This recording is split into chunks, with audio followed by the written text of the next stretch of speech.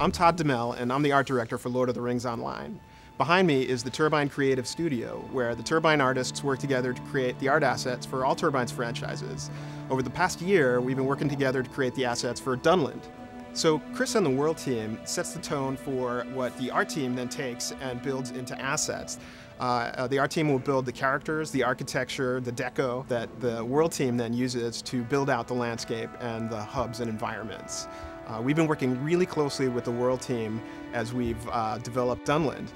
And Chris is an expert in Tolkien and Tolkien geography and culture.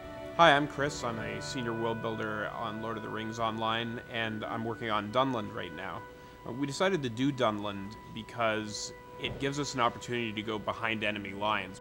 When Saruman decides to attack Rohan, a lot of his allies come from Dunland, so by developing Dunland it gives us a chance to see where these hillmen come from and what drives them to hate the Rohirrim so much.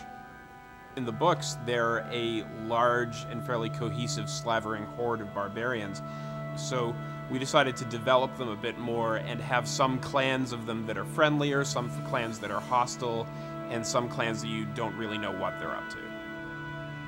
The Dunlanding NPC set is one of the largest sets of NPCs that we've built for Lord of the Rings Online. It's got 6 different tribes, and each one of those tribes is made up of 4 unique models, and each one of those models has a bunch of smaller variations, hair and hair color and clothing color. So when you walk through a Dunlanding camp, you're going to see a lot of very unique looking individual NPCs. This is a part of the world that gets mentioned a lot in the books, but we never really get to see it up close.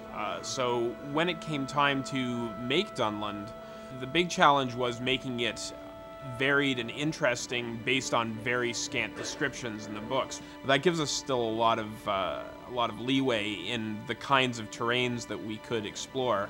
So in addition to the craggy hills and woods, we have a large unpleasant bog, a haunted forest that's a remnant of what used to be the much larger woodland that covered most of Middle-earth, and we have a land that's dominated by barrows.